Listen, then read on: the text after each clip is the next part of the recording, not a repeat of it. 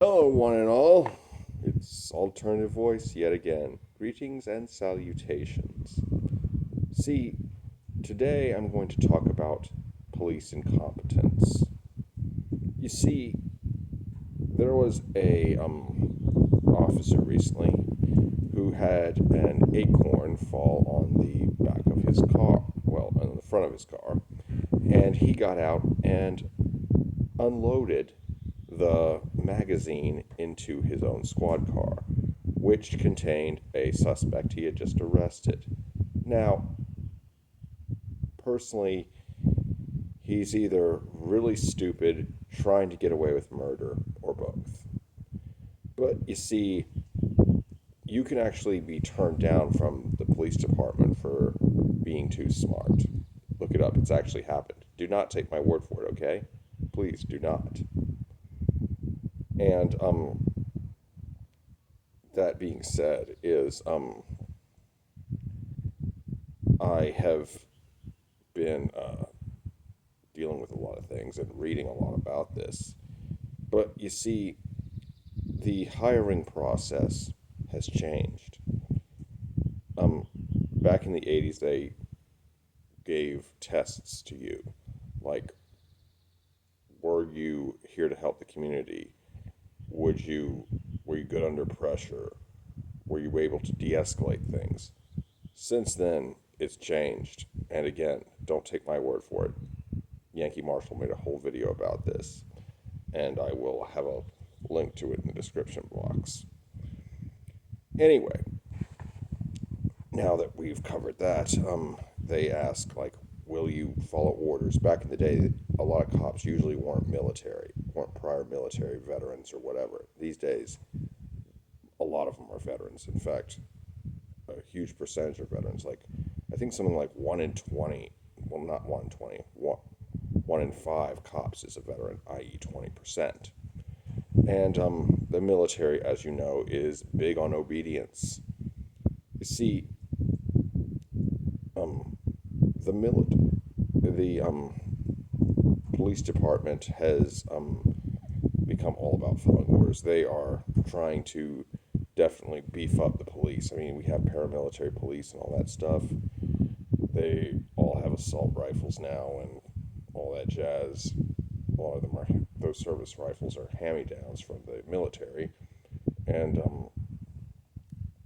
pretty soon, they've got like mine clearing vehicles and armored vehicles and things like that. But that's why they have all these drug laws, so they can just keep arresting people for no real good reason. You see, and herein lies the problem. Um, they did the IQ. They said they wouldn't give tests to these people because, like, IQ. They gave IQ tests to people and wouldn't let them in because they're too smart because they get bored with the job. No, they did it because people like that tend to think for themselves and they tend to realize when something is bullshit. And not only that, a lot of police, the majority, I don't know the percentage, but a lot of the majority of police cannot pass a simple test to become an armed security guard. No accountability means no standards after all. And however, that being said, is when you look at a lot of things, it's like the thin blue liners who are all around there, the police bootlickers. They point out like, oh, look what happened. They defunded the police. Blah blah blah blah blah. No, they said that about Uvalde and all that crap. Like, you defunded them. Blah blah blah blah blah. The whole defund the police movement didn't really gain any traction until Derek Chevron decided it would be cool to kneel on George Floyd's neck and choke the life out of him. But if we look at things like Columbine, if we look at things like Pulse nightclub, and Stoneman Douglas High, we quickly see a pattern well before the whole defund the police movement gained any traction. And that's just that. So it's a culture of, if it saves just one law enforcement life, then it's worth losing, anywhere from 20 to 50 people, possibly children. And so that's kind of the problem with the whole thing. And police regularly do things and get away and don't get punished for it at all. That would get soldiers straight up dishonorably discharged from the military. And because I've seen shit like that. I mean,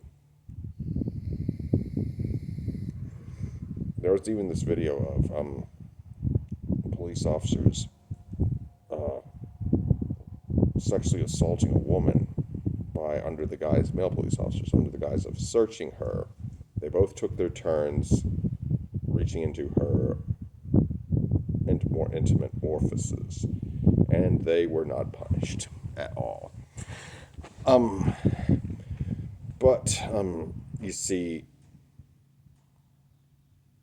that's also, it's like these police salaries are just huge. They're like, they're underpaid. They don't do it for the money. Bullshit.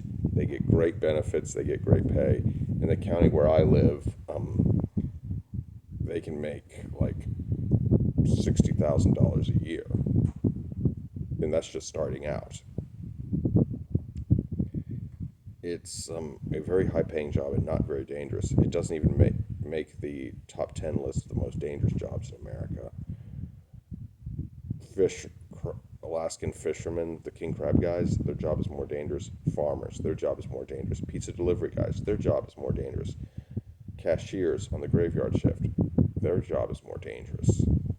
I could go on and on and on, but I won't. I think you get the point, or at least I hope you do.